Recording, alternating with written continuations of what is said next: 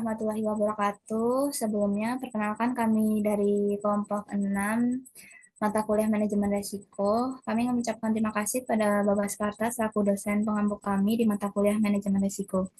Kami dari kelompok 6 ingin mempresentasikan mengenai materi risiko, teknologi, dan operasional.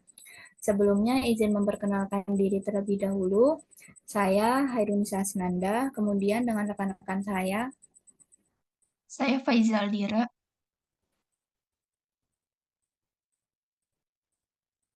Dan saya Betul Jafar Siddiq. Saya Raffitur Rahmat Kadafi. Kemudian untuk slide pertama akan dijelaskan oleh Baitul. Silakan Baitul.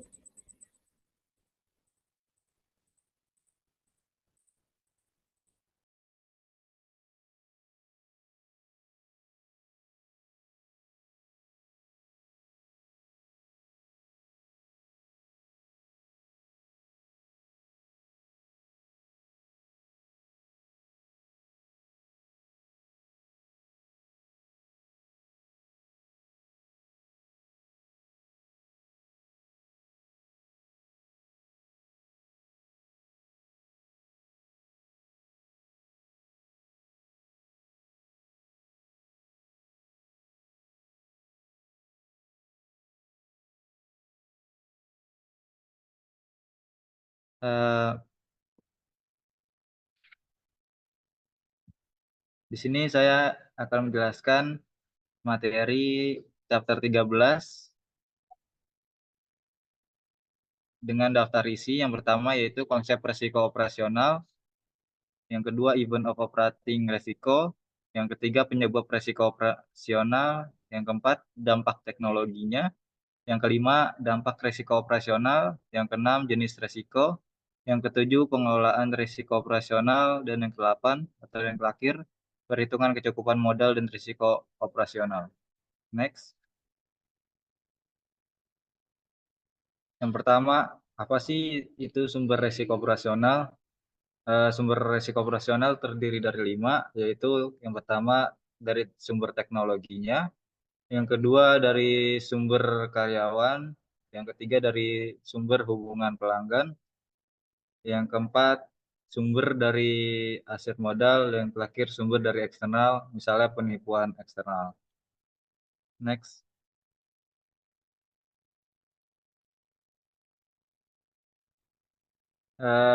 Di sini terbagi beberapa inovasi dari teknologi dan profitabilitas yang dihasilkan dari operasional.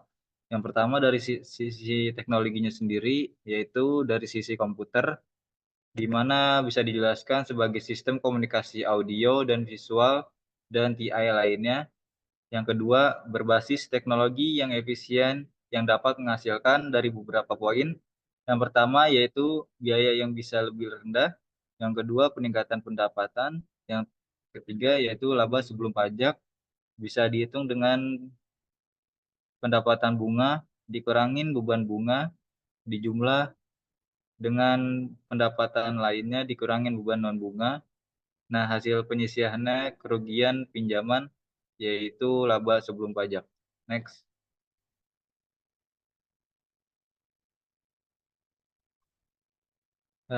Di sini saya akan menjelaskan konsep dari risiko operasional itu sendiri. Yang pertama yaitu konsep risiko operasional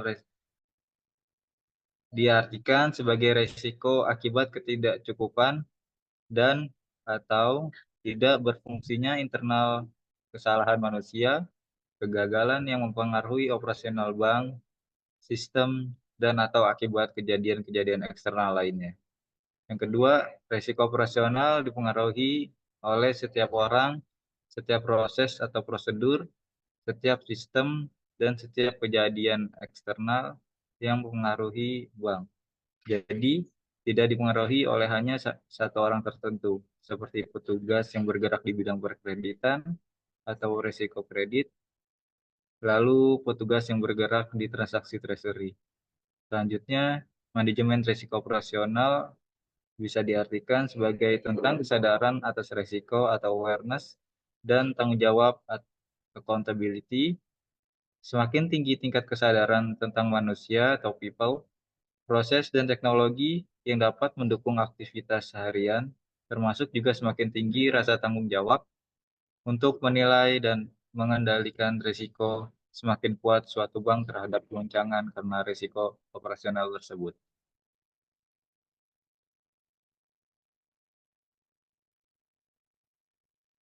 Next.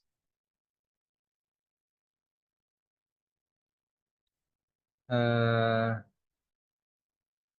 Sebelumnya di sini saya akan menambahkan contoh dari operasional risiko itu sendiri, yaitu yang pertama dari sektor perbankan atau keuangan, yang dimana risiko yang diperoleh atau yang bisa terjadi, yang pertama yaitu kesalahan input data oleh para karyawan yang menyebabkan transaksi salah. Lalu yang kedua, sistem perbankan mengalami gangguan sehingga nasabah tidak bisa bertransaksi. Yang terakhir yaitu penipuan internal oleh pegawai yang memanipulasi laporan keuangan. Yang kedua dari sektor manufaktur, yang pertama yaitu contohnya kerusakan mesin produksi yang menyebabkan keterlambatan produksinya. Yang kedua kesalahan dalam proses quality control yang menyebabkan produk cacat beredar di pasaran. Dan yang terakhir kecelakaan kerja akibat kelalaian atau kurangnya prosedur keselamatan. Yang ketiga dari sektor teknologi atau IT, contohnya risiko operasional yang pertama serangan cyber yang menyebabkan kebocoran data bagi pelanggan. Yang kedua kesalahan dari server perusahaan mengalami down sehingga layanannya terganggu. Dan yang terakhir dari sektor kesehatan bisa terjadi akibat operasional risikonya. Yang pertama yaitu kesalahan dalam memberikan dosis obat kepada pasien. Yang kedua, data pasien bocor akibat sistem keamanan rumah sakit yang lemah. Dan yang terakhir yaitu keterlambatan dalam penanganan sistem bagi pasien yang menderita penyakit. Lalu di sini materinya bisa dijelaskan yaitu manfaat penerapan manajemen risiko operasional. Yang pertama yaitu meningkatkan budaya sadar risiko. Yang kedua, meningkatkan transparansi. Yang ketiga, meningkatkan efisiensi operasional dan proses pengambilan keputusan. Yang keempat, meningkatkan profitabilitas dan penggunaan modal yang lebih optimal. Dan yang terakhir yaitu untuk mengurangi beban modal untuk menutup risiko atau regulatory capital. Next.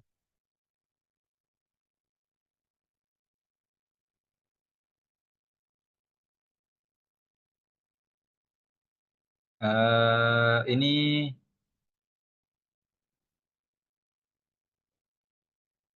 penerapan manajemen risiko. Yang pertama yaitu dari internal fraud. Bisa dicontohkan sebagai kerugian karena pemakaian komputer sistem oleh yang tidak berwenang atau unauthorized system access untuk penggelapan aktiva perusahaan atau nasabah. Yang kedua, dari sisi eksternal praktek fraud, contohnya yaitu kerugian karena perampokan kas dalam perjalanan. Yang ketiga, yaitu produk dan keselamatan praktek kerja bisa dicontohkan sebagai kerugian karena adanya pemogokan karyawan. Yang keempat, yaitu dari sisi klien, produk, dan praktek bisnis bisa dicontohkan sebagai kerugian karena adanya komplain atau tuntutan nasabah akibat penyalahgunaan informasi rahasia. Yang kelima, yaitu kerugian atas aktiva fisik bisa dicontohkan sebagai kerugian atau kerusakan gedung akibat gempa bumi.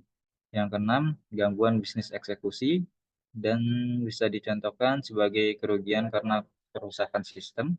Dan yang terakhir yaitu sebagai eksekusi, pengiriman, dan manajemen proses bisa dicontohkan sebagai kerugian karena adanya kesalahan pembukuan atau akunting, termasuk backdating dan koreksi penyesuaian. Next.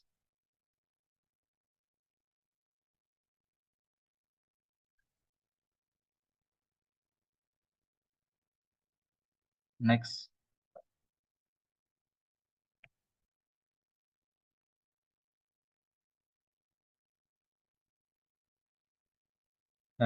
Selanjutnya materi bisa dijelaskan oleh teman saya yaitu Kairunisa Hasnanda. Kepadanya dipersilakan. Oke, terima kasih Jafar. Di sini saya akan menjelaskan mengenai pengaruh teknologi terhadap pendapatan dan biaya. Di sini itu yang pertama ada investasi di bidang teknologi beresiko. Ini ada proyek NPV berpotensi negatif karena ketidakpastian dan potensi persaingan tanggapan. Di sini mengapa proyeksi NPV itu bisa berpotensi negatif? Ini dipengaruhi oleh beberapa faktor. Yang pertama itu ada faktor ekonomi dan teknologi yang tidak dapat diprediksi dapat membuat proyek gagal mencapai proyeksi keuntungan awal. Kemudian penyebab yang kedua yaitu perubahan regulasi atau kebijakan pemerintah bisa memengaruhi biaya operasional dan profitabilitas. Kemudian penyebab yang ketiga, kesalahan perhitungan atau asumsi terlalu optimistis dalam estimasi pendapatan dan biaya dapat menyebabkan proyek ternyata tidak seprofitable yang diharapkan. Kemudian, penyebab yang keempat itu kemajuan teknologi yang cepat dapat membuat investasi dalam teknologi tertentu menjadi usang sebelum menghasilkan keuntungan. Di sini itu contoh dari proyek NPV, sebuah bank menginvestasikan miliaran rupiah untuk membangun sistem AI untuk customer service. Namun, setelah peluncuran, pelanggan lebih memilih layanan manusia, sehingga sistem tersebut tidak menghasilkan manfaat finansial seperti yang diperkirakan. Kemudian ada potensi konflik keabenan, di sini ada dua. Yang pertama itu investasi yang berorientasi pada pertumbuhan mungkin tidak memaksimalkan nilai pemegang saham. Terus yang kedua ada kerugian atas investasi teknologi dapat melemahkan lembaga keuangan. Kemudian di sini ada pengaruh teknologi terhadap pendapatan dan biaya, yaitu ada efek pendapatan dan yang kedua itu ada efek biaya. Untuk efek pendapatan ini ada memfasilitasi pemasaran silang. Maksud dari memfasilitasi pemasaran silang yaitu menggunakan teknologi dan data pelanggan untuk menawarkan produk atau layanan tambahan yang relevan kepada pelanggan yang sudah ada. Tujuan utama dari strategi ini untuk meningkatkan pendapatan dengan menjual lebih banyak produk kepada pelanggan yang sama. Kemudian ada meningkatkan inovasi, kemudian ada efek kualitas layanan. Ini ada dua, ada kelangsungan hidup bank-bank kecil dan nilai dari sentuhan manusia. Maksud dari pernyataan tersebut yaitu bank kecil ini menghadapi tantangan dari bank besar dan fintech yang menawarkan layanan digital yang lebih cepat dan efisien. Namun bank kecil masih bertahan karena faktor sentuhan manusia, yaitu yang pertama layanan yang lebih personal. Pelanggan dapat berbicara langsung dengan pegawai bank yang mengenal kebutuhan mereka. Kemudian yang kedua, hubungan yang lebih dekat dengan komunikasi lokal. Bank kecil sering mendukung usaha kecil dan memahami kondisi ekonomi setempat. Kemudian kepercayaan dan loyalitas pelanggan. Beberapa pelanggan lebih nyaman berinteraksi langsung dibandingkan dengan sistem otomatis atau chatbot. Kemudian keengganan konsumen untuk mengajukan hipotek melalui website. Di sini itu hipotek adalah transaksi finansial yang besar, sehingga banyak konsumen merasa lebih nyaman apabila ada interaksi langsung dengan petugas bank. Beberapa alasan utama keengganan untuk mengajukan hipotek melalui website itu yang pertama, prosesnya yang kompleks. Ini itu melibatkan banyak dokumen, pengecekan kredit, dan penilaian properti, sehingga pelanggan ingin penjelasan langsung. Kemudian, kurangnya kepercayaan pada sistem digital. Beberapa orang khawatir dengan keamanan data pribadi mereka saat mengajukan pinjaman besar secara online. Kemudian ada efek biaya, yaitu peningkatan teknologi seperti pergeseran kurva biaya. Di sini itu masih pada efek terhadap biaya pada skala ekonomi, semakin banyak volume output output, maka biaya rata-rata produksi semakin kecil, sehingga keuntungan semakin besar. Ukuran optimal itu bergantung pada bentuk kurva biaya rata-rata. Untuk kurva yang pertama ini, itu semakin besar size-nya, maka biaya rata-rata terus menurun. Ini terjadi karena perusahaan semakin efisien dalam produksi. Kemudian untuk kurva yang di tengah ini, kurva yang kedua, pada awalnya biaya rata-rata menurun karena adanya skala ekonomi. Namun setelah mencapai titik optimal, biaya mulai meningkat karena masalah efisiensi seperti koordinasi yang lebih sulit atau kelebihan kapasitas. Untuk kurva yang ketiga ini tidak ada perubahan signifikan, biasanya terjadi pada industri yang memiliki efisiensi stabil tanpa keuntungan atau kerugian skala yang signifikan.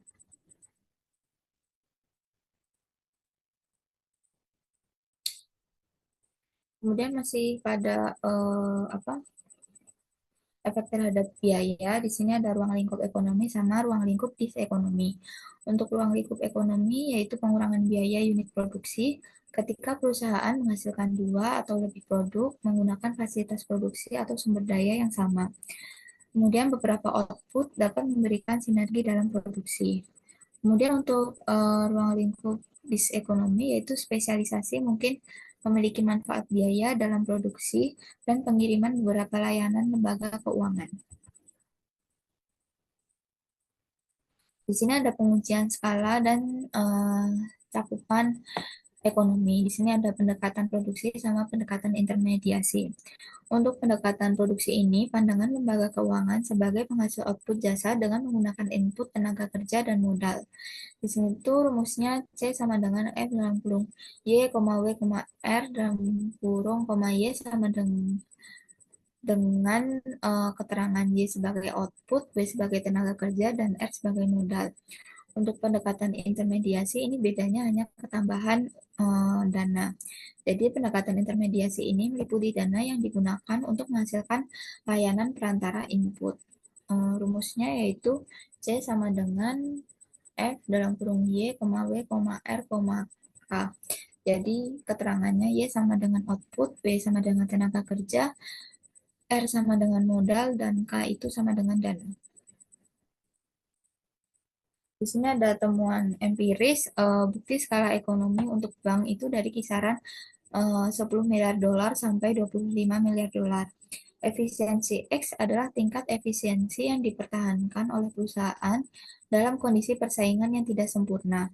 Bukti yang tidak meyakinkan mengenai ruang lingkup serta studi terkini yang menggunakan pendekatan berbasis laba menemukan bahwa perusahaan besar cenderung lebih efisien dan menghasilkan pendapatan.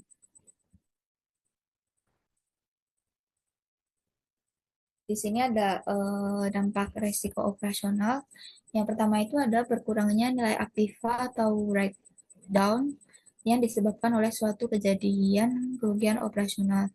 Kemudian ada hilangnya hak regres atau loss of resource, yaitu pembayaran atau pengeluaran uang kepada pihak ketiga yang salah dan tidak dapat dikembalikan. Kemudian ada restitusi sama restitution.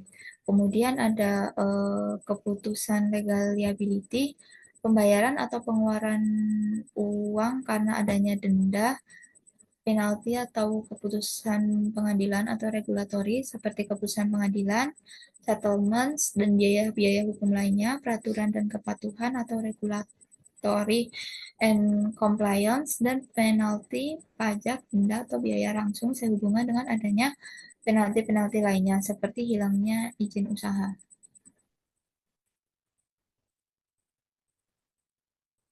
Kemudian dampak resiko operasional yang selanjutnya yaitu loss or damage to asset karena suatu keadaan darurat, bencana alam atau kecelakaan, ditelantarkan, kecelakaan, kebakaran, gempa bumi. Contoh kejadian kerugian yang menimbulkan kerugian tidak langsung, indirect loss atau non-finansial, menurunnya citra bank di mata masyarakat karena pemberitaan yang benar dan negatif, resiko reputasi, offline yang cukup lama dan sering. Kemudian di sini ada jenis resiko operasional ini resiko operasional merupakan resiko kerugian yang disebabkan karena tidak berjalannya atau gagalnya proses internal manusia dan sistem serta oleh peristiwa eksternal. Di sini ada jenis-jenis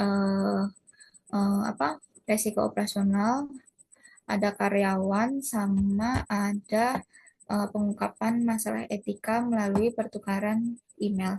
Yang pertama itu karyawan. Jadi resiko operasional karyawan ini mengacu pada potensi kerugian yang disebabkan oleh kesalahan, kelalaian, atau tindakan disengaja dari karyawan dalam suatu organisasi.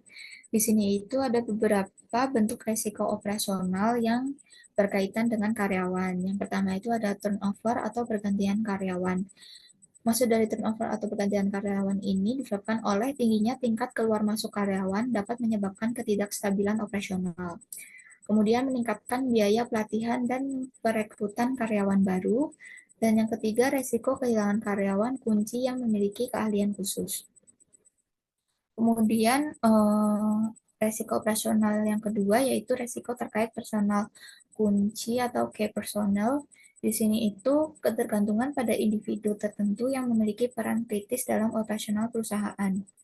Kemudian jika mereka keluar atau tidak bisa bekerja, misalnya sakit atau pensiun tiba-tiba, yang dapat mengganggu bisnis. Kemudian yang ketiga ada fraud atau kecurangan internal. Tindakan penipuan yang dilakukan oleh karyawan seperti penggelapan dana atau manipulasi laporan keuangan. Contoh kasus terkenal adalah skandal Robot Trading seperti kasus Nick Leeson yang menyebabkan kebangkrutan pada Barings Bank. Kemudian ada kesalahan manusia, kesalahan dalam pencatatan transaksi atau pelaksanaan prosedur operasional. Kemudian ada kesalahan dalam penginputan data yang dapat menyebabkan masalah besar dalam sistem keuangan. Kemudian di sini ada perdagangan spekulatif yang tidak sah. Karyawan melakukan transaksi berisiko tinggi tanpa izin yang bisa mengakibatkan kerugian besar bagi institusi keuangan. Contoh kasus lainnya adalah Elite Irish Bank atau Elfish, di mana seorang trader menyebabkan kerugian miliar dolar karena perdagangan tidak sah. Kemudian ada money laundering atau pencucian uang.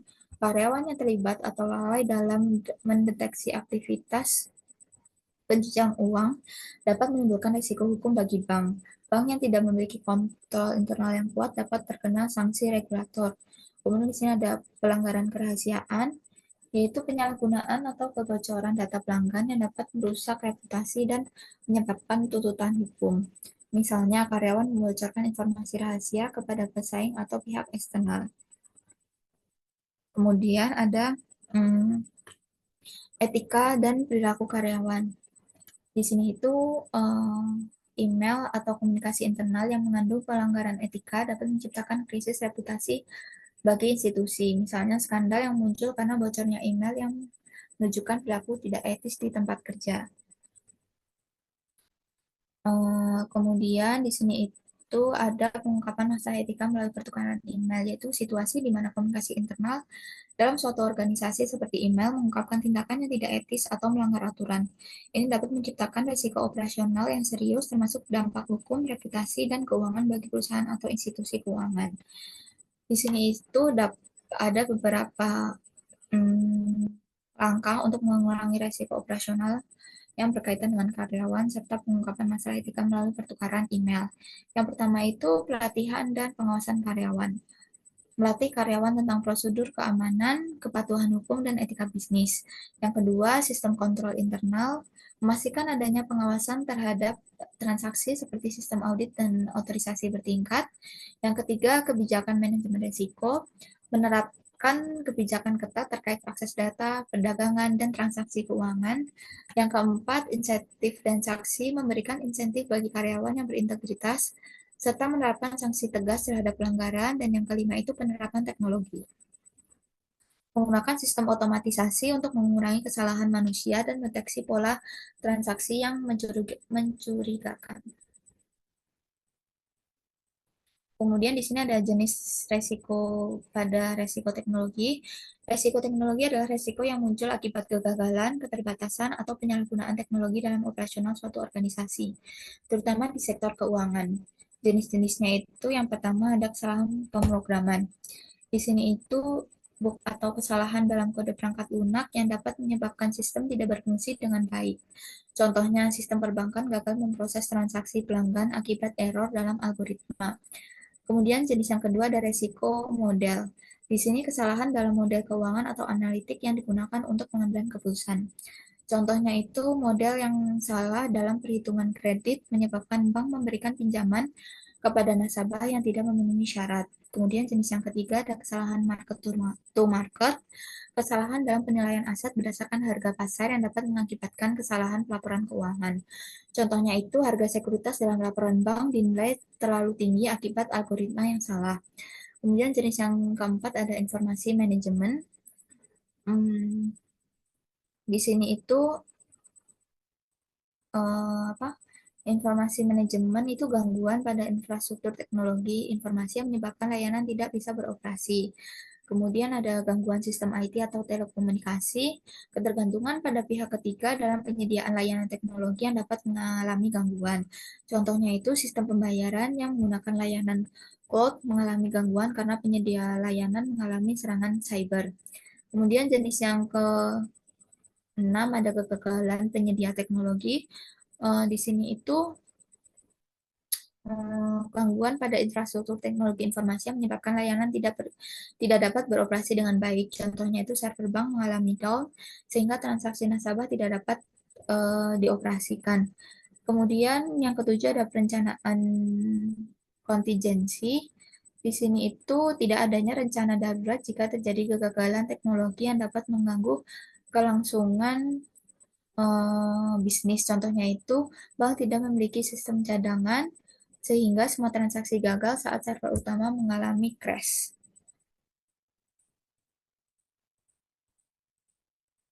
Kemudian untuk resiko hubungan dengan pelanggan ini akan dijelaskan oleh rekan saya yaitu Faiza Aldira. Silahkan Faiza Aldira. Terima kasih Khairunisa Asnanda. Selanjutnya adalah resiko hubungan pelanggan. Resiko hubungan pelanggan adalah potensi masalah yang timbul dalam interaksi antara perusahaan dan pelanggan. Jenis-jenisnya itu ada ketidaksepakatan kontrak, ketidakpuasan atas teknologi, dan juga bawaan. Untuk ketidaksepakatan kontrak itu seperti perselisihan terkait isi perjanjian, kewajiban, atau hak antara perusahaan dan pelanggan. Kemudian yang ketidakpuasan atas teknologi itu seperti pelanggan merasa kecewa karena produk atau layanan teknologi tidak berfungsi sesuai harapan. Dan yang terakhir adalah bawaan, yaitu resiko yang muncul dari sifat alami hubungan bisnis seperti ekspektasi pelanggan yang berubah atau kebutuhan yang berkembang.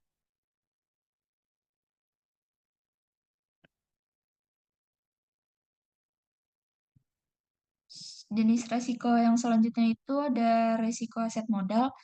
Resiko aset modal adalah resiko yang berkaitan dengan aset tetap perusahaan seperti gedung, peralatan, dan infrastruktur. Jenis-jenisnya itu meliputi keamanan fisik, yaitu resiko cedera atau kecelakaan akibat kondisi aset yang tidak aman.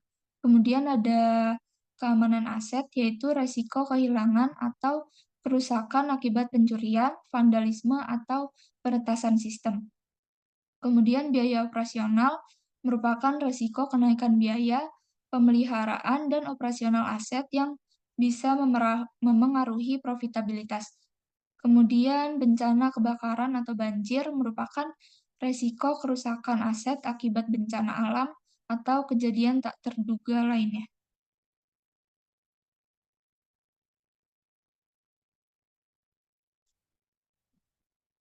Jenis resiko yang selanjutnya itu adalah resiko eksternal. Resiko eksternal adalah resiko yang berasal dari faktor luar organisasi yang tidak dapat dikendalikan sepenuhnya. Jenis-jenisnya itu yang pertama ada penipuan eksternal. Jadi resiko ini tuh kerugian akibat tindakan penipuan oleh pihak luar seperti pemalsuan dokumen atau pencurian data. Kemudian ada risiko pajak. Risiko ini merupakan perubahan kebijakan perpajakan yang dapat meningkatkan beban pajak atau menimbulkan sanksi akibat ketidakpatuhan. Kemudian ada risiko hukum, yang merupakan risiko akibat tuntutan hukum, perubahan regulasi, atau ketidakpatuhan terhadap undang-undang yang berlaku.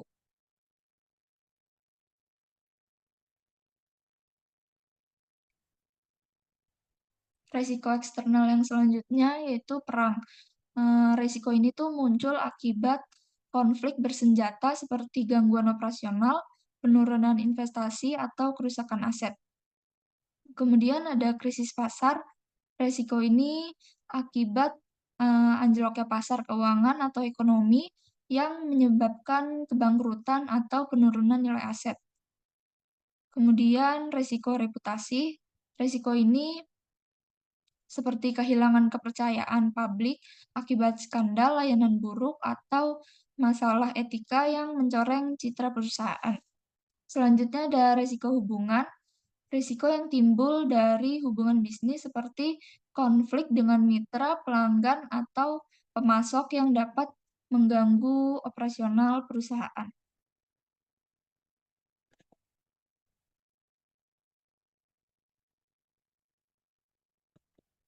Selanjutnya ada pengelolaan risiko operasional. Jadi pengelolaan risiko operasional ini merupakan proses identifikasi, pengukuran, monitoring, dan pengendalian atau mitigasi terhadap setiap faktor risiko yang melekat pada setiap produk dan jasa, baik yang disebabkan oleh faktor internal maupun yang disebabkan oleh faktor eksternal.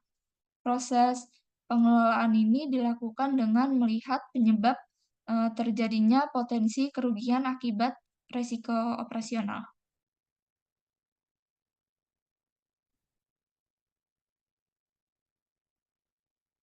Selanjutnya, dalam pengelolaan risiko operasional, kita dapat mengidentifikasi potensi kerugian yang dilakukan dengan berbagai metodologi baku seperti RCSA, LED, dan juga KRI.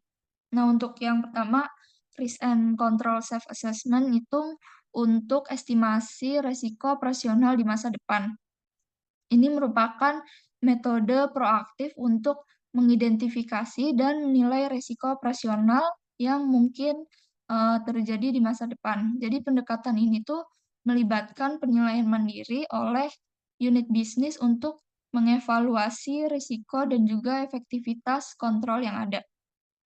Contohnya, sebuah bank itu untuk mengidentifikasi risiko dalam proses persetujuan kredit itu pakai metode yang ini, dengan cara tim internal menilai bahwa ada potensi risiko penipuan akibat lemahnya verifikasi dokumen pelanggan. Sebagai tindak lanjut, bank memperketat prosedur verifikasi dan juga menerapkan sistem otomatis untuk mendeteksi dokumen palsu. Selanjutnya, metode yang selanjutnya itu ada loss event database. Ini mencatat data kerugian yang sudah terjadi. Jadi, data itu tuh terkait dengan insiden kerugian yang sudah terjadi di masa lalu. Basis data ini tuh membantu organisasi memahami pola risiko dan meningkatkan pengendalian untuk mencegah kejadian serupa di masa depan. Contohnya, sebuah perusahaan asuransi mencatat dalam LED bahwa ada banyak klaim yang tidak sah akibat manipulasi data nasabah. Nah, dari analisis ini perusahaan menyadari bahwa sistem validasi klaim itu masih manual dan juga rentan terhadap kesalahan. Nah, sebagai langkah mitigasinya itu mereka mengembangkan sistem berbasis AI untuk mendeteksi anomali dalam klaim asuransinya. Selanjutnya ada risk indikator. Ini tuh mengendalikan risiko operasional yang terjadi saat ini. Ini tuh digunakan untuk memantau dan mengendalikan risiko operasional yang sedang berlangsung. Jadi indikator ini berfungsi sebagai peringatan dini agar tindakan korektif itu dapat segera dilakukan, sebelum resiko berkembang menjadi masalah yang lebih besar. Contohnya dalam perusahaan e-commerce, salah satu KRI yang dipantau itu adalah jumlah transaksi yang gagal akibat masalah sistem pembayaran. Jadi, kalau misalnya dalam 1 minggu jumlah transaksi gagal itu meningkat lebih dari 10%, maka tim IT-nya itu akan segera menyelidiki apakah ada gangguan teknis atau indikasi fraud. Next.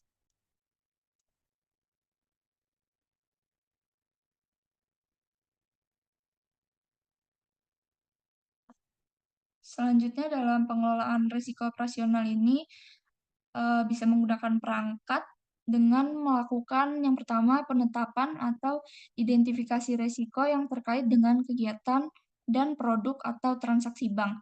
Yang kedua, mengukur dan mencatat risiko yang terkait dengan kegiatan dan produk bank. Yang ketiga, menentukan limit sesuai toleransi risiko. Yang keempat, menyusun rencana darurat dalam kondisi terburuk. Yang kelima, menetapkan sistem pengendalian internal dalam setiap aktivitas usahanya. Next.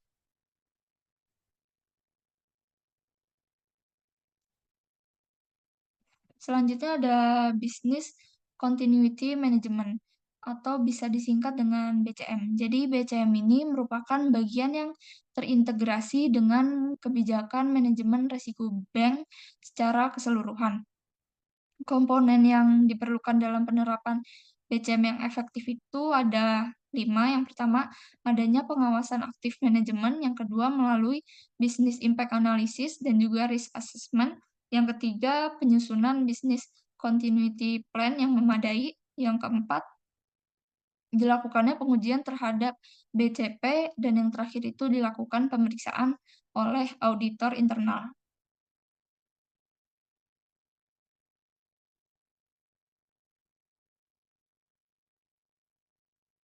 Selanjutnya ada pengelolaan risiko teknologi. Jadi dasar teknologi yang efisien itu dapat menghasilkan biaya yang lebih rendah dengan teknologi yang memungkinkan otomatisasi dan juga alokasi sumber daya yang lebih optimal, sehingga mengurangi biaya operasional. Kemudian dasar teknologi yang efisiensi itu bisa menghasilkan peningkatan pendapatan dengan digitalisasi, mempercepat layanan, dan juga meningkatkan pengalaman pelanggan yang dapat menarik lebih banyak pengguna. Terus yang terakhir itu ada output yang lebih luas. Dengan teknologi, perusahaan dapat menangani lebih banyak transaksi atau layanan dalam waktu yang lebih singkat.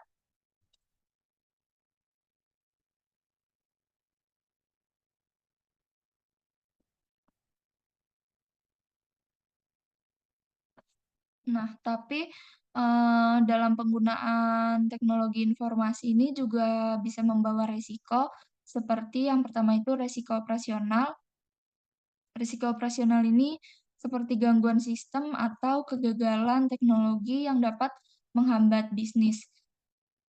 Kemudian ada risiko reputasi, ini merupakan kesalahan dalam sistem atau kebocoran data dapat merusak citra perusahaan. Yang ketiga itu ada risiko legal. Ini seperti pelanggaran aturan teknologi informasi yang dapat mengakibatkan sanksi hukum. Risiko selanjutnya itu risiko kepatuhan, yaitu ketidakpatuhan terhadap regulasi industri yang dapat menyebabkan denda atau pembatasan operasional. Risiko yang terakhir itu adalah risiko strategis, yaitu ketergantungan pada teknologi yang salah atau usang sehingga dapat menghambat daya bisnis. Next.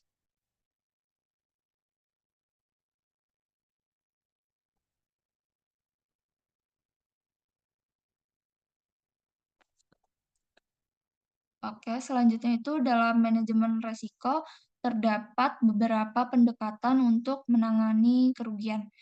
Yang pertama itu dengan cara pencegahan kerugian, yang kedua pengendalian kerugian, yang ketiga pembiayaan kerugian, yang terakhir adalah isolasi kerugian.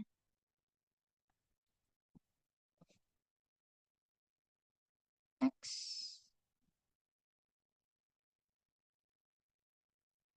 Jadi untuk pencegahan kerugian, ini fokus pada langkah-langkah proaktif untuk mencegah resiko terjadinya eh, sebelum menimbulkan kerugian. Metodenya itu ada 3. Yang pertama, training, yaitu pelatihan bagi karyawan untuk meningkatkan kesadaran dan keterampilan dalam mengelola resiko. Metode yang kedua ada development, yaitu pengembangan sistem dan kebijakan untuk mengurangi kemungkinan terjadinya kesalahan. Metode yang ketiga adalah review of employee, yaitu evaluasi kinerja karyawan secara berkala, ini untuk memastikan kepatuhan terhadap prosedur yang aman.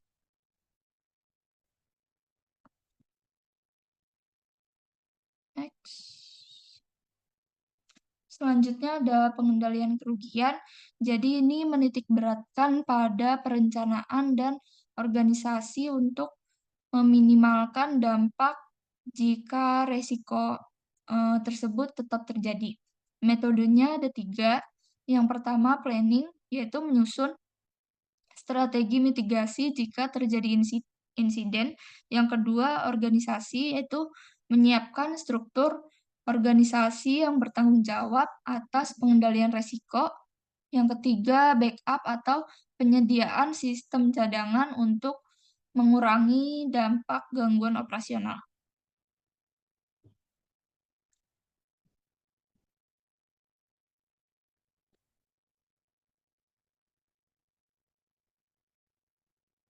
Selanjutnya ada pembiayaan kerugian. Jadi mekanisme ini tuh untuk menutup kerugian finansial akibat risiko yang terjadi. Metodenya itu ada external insurance atau membeli asuransi eksternal untuk melindungi bisnis dari risiko besar.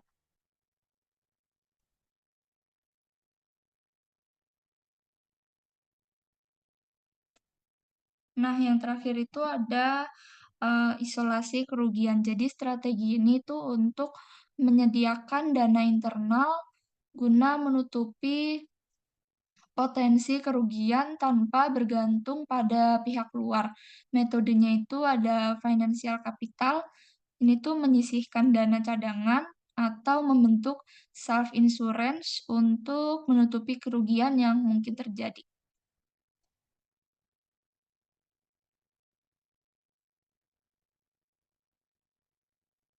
Selanjutnya ada perhitungan kecukupan modal. Jadi, perhitungan kebutuhan modal minimum untuk resiko operasional yang ditetapkan oleh Komite Basel itu terdiri dari 3. Yang pertama, basic indicator approach atau pendekatan indikator dasar. Yang kedua, ada standar approach atau pendekatan standar. Yang ketiga ada advanced measurement approach atau pendekatan yang lebih kompleks.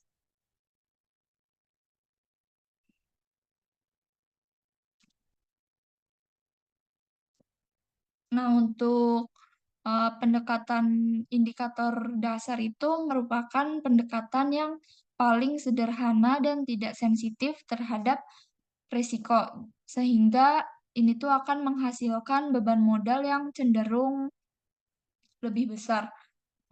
Kebutuhan modal minimum ini dihitung berdasarkan suatu persentase tetap dari gross income bank.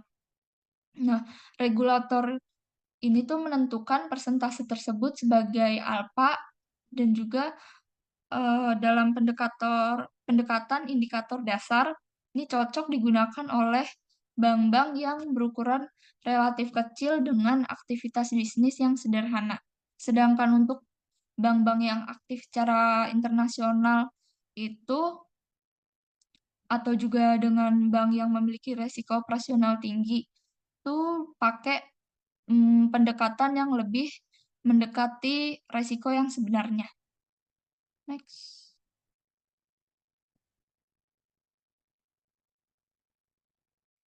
Selanjutnya ada pendekatan standar.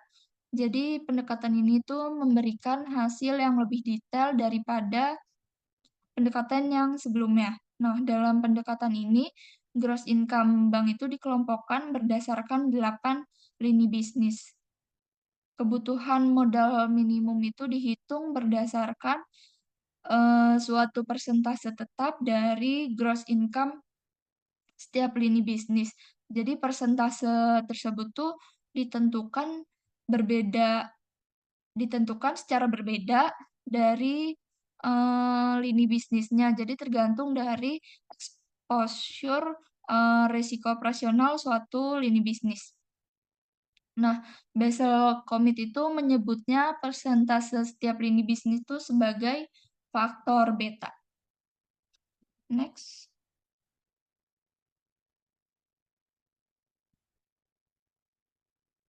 Oke, selanjutnya akan dijelaskan oleh rekan saya yaitu Rafito. Jadi di sini saya akan menjelaskan Advanced Measurement Approach.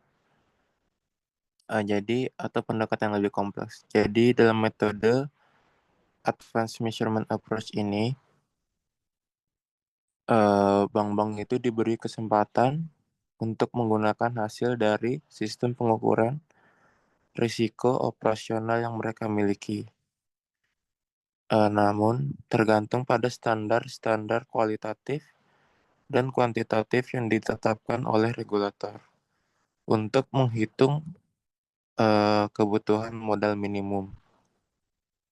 Jadi dengan pendekatan Advanced Measurement Approach ini, bank itu diperbolehkan menghitung kebutuhan modal minimum menggunakan kombinasi dari berbagai pendekatan-pendekatan yang terbagi dalam dua jenis. Yang pertama itu ada pendekatan berdasarkan data kerugian, historis, dan indikator exposure, yang dimana kebanyakan menggunakan pendekatan kuantitatif dan melihat ke belakang atau fokus pada kerugian yang dialami di masa lalu. Lalu yang kedua itu ada pendekatan berdasarkan kualitas lingkungan pengendalian.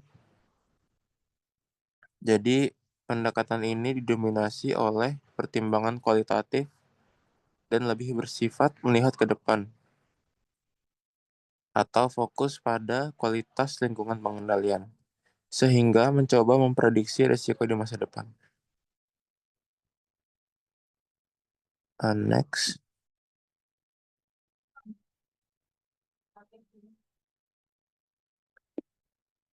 Lalu selanjutnya di sini ada urutan penggunaan dari yang paling sederhana sampai dengan yang paling kompleks. Jadi seperti yang sudah dijelaskan sebelumnya,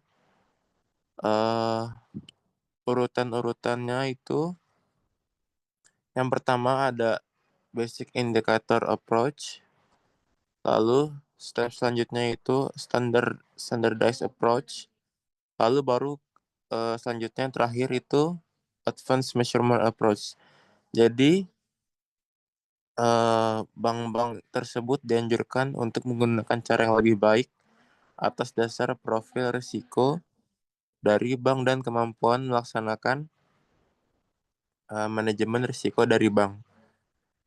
Dalam pendekatan SA dan AMA, jadi aktivitas bisnis bank itu dibagi menjadi 8 lini bisnis. Selanjutnya,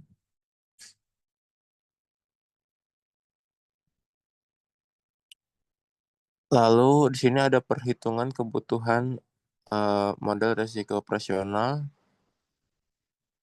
Jadi ada BIA atau Basic Indicator Approach atau PID, yaitu PID atau pendekatan indikator dasar.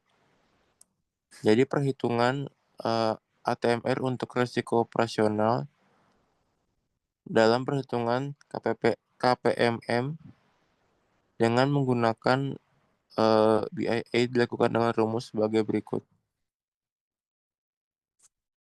Jadi ATMR untuk resiko operasional itu dirumuskan 12,5 itu dikali dengan beban modal resiko operasional untuk mendapatkan hasil ATMR untuk resiko operasional. Lalu beban modal resiko operasional adalah rata-rata dari penjumlahan pendapatan bruto atau gross income tahunan yang mempunyai nilai yang positif pada 3 tahun terakhir. Jadi pendapatan bruto pada 3 tahun terakhir itu dikalikan dengan faktor alfa sebesar 15%. Lalu selanjutnya,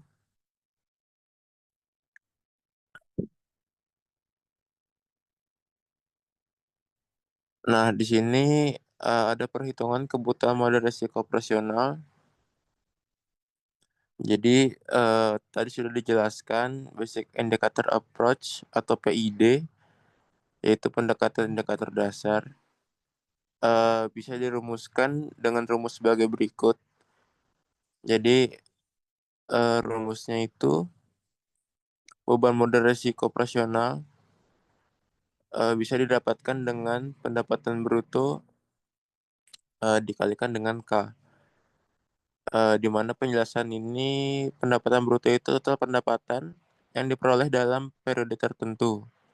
Sedangkan K itu persentase yang ditetapkan oleh regulator. Biasanya itu bernilai sekitar 15%. Lalu next.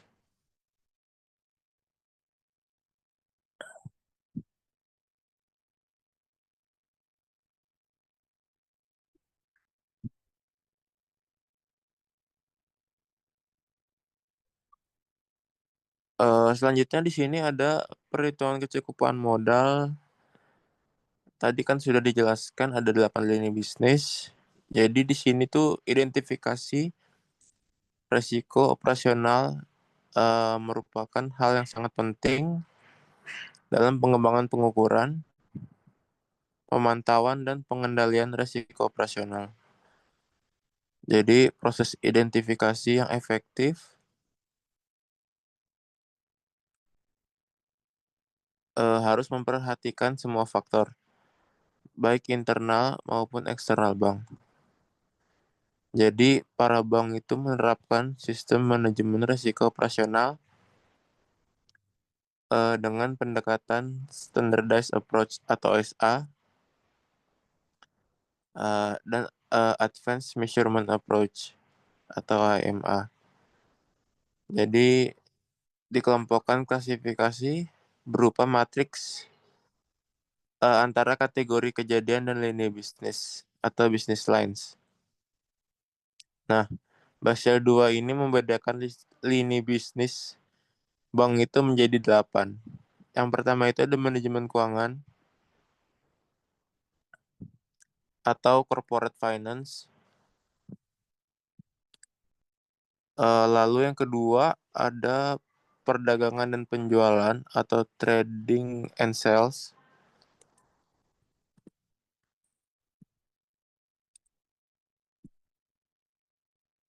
Lalu yang ketiga itu ada perbankan retail atau retail banking. Selanjutnya yang keempat ada perbankan komersial atau commercial banking. Lalu yang kelima ada pembayaran dan penyelesaian. Yang keenam ada jasa custodian agent atau custodian agent services.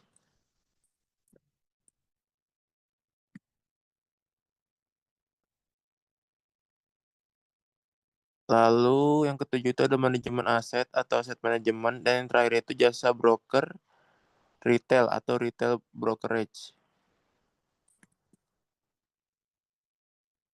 Next.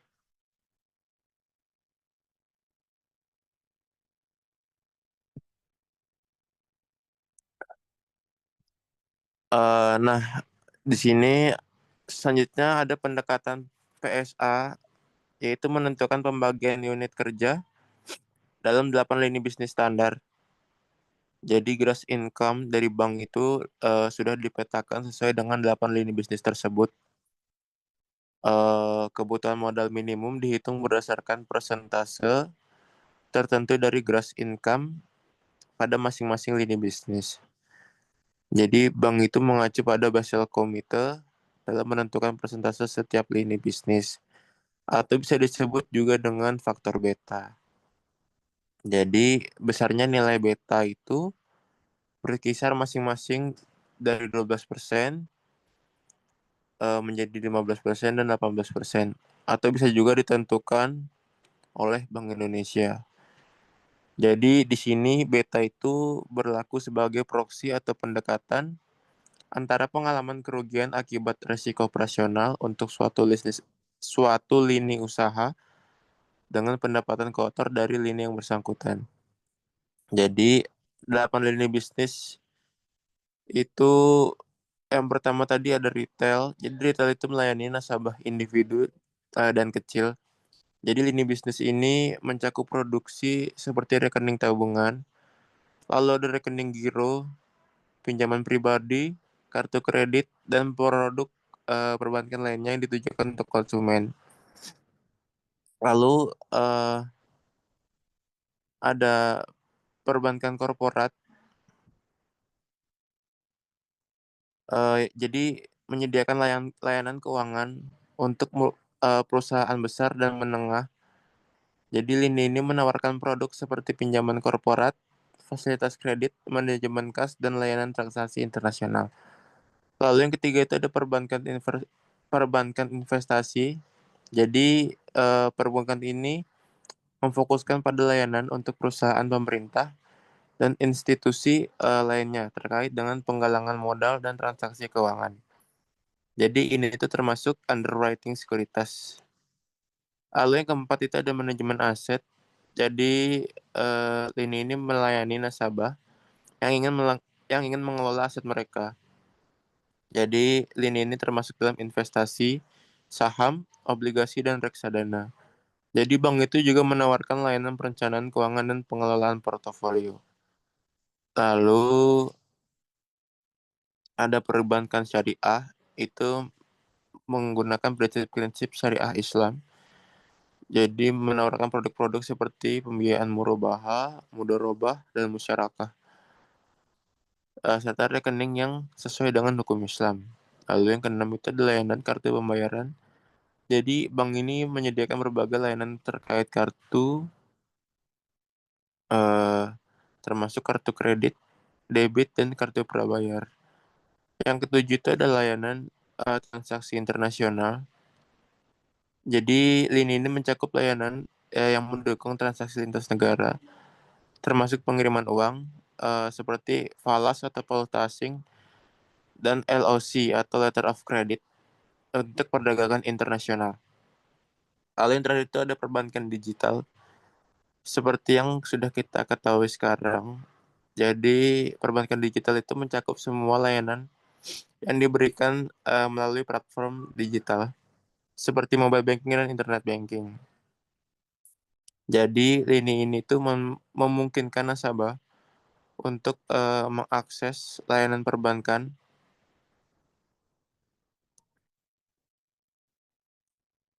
secara online, termasuk transfer uang, pembayaran tagihan, dan produk keuangan. Jadi setiap lini bisnis itu memiliki fokus dan produk yang berbeda-beda, tetapi semuanya itu saling mendukung untuk memberikan layanan keuangan yang komprehensif bagi berbagai segmen nasabah. Jadi bank yang sukses biasanya itu memiliki kombinasi dari beberapa lini bisnis untuk menciptakan sumber pendapatan yang beragam. Next.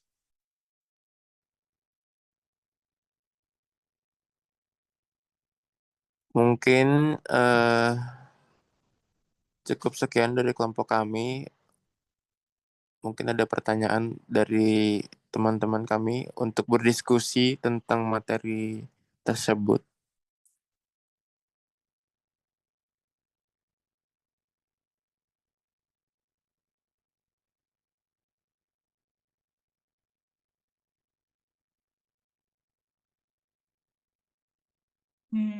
Aku mau nanya deh. Jadi, apa sih yang membedakan resiko operasional dari resiko lainnya, kayak resiko kredit atau resiko pasar? Eh, oke, Eh, boleh gue jawab. Jadi, perbedaan resiko operasional itu biasanya terkait dengan kegagalan proses internal sistem atau kesalahan manusia. Sedangkan resiko kredit itu berkaitan dengan ketidakmampuan debitur untuk membayar hutang. Dan risiko pasar itu biasanya berkaitan dengan perubahan harga di pasar yang mempengaruhi nilai aset atau kewajiban perusahaan. Apakah sudah menjawab pertanyaan? Oke, oke. Makasih, udah. Nanya dong. Di sini kan tadi kan bahas terkait sama resiko operasional sama resiko teknologi kan. Nah, mau tanya apa manfaat utama dari penerapan manajemen resiko operasional itu sendiri? Oke, jadi ini kan tadi materi aku. Jadi aku mau jawab ya.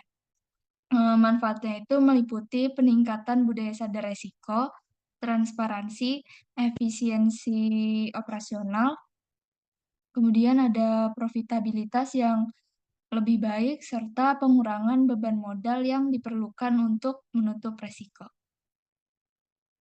Eh, itu jawabannya, apakah sudah cukup? Udah, makasih.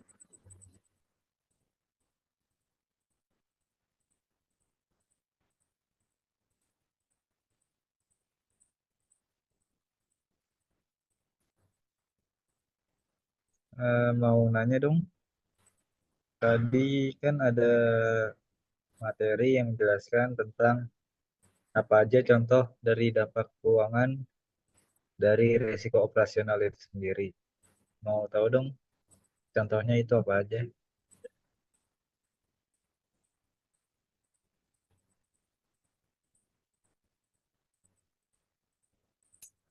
Jadi,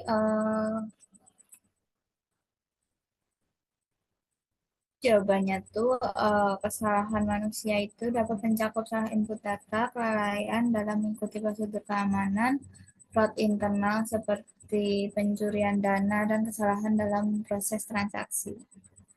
Apakah menjawab? Sudah, terima kasih.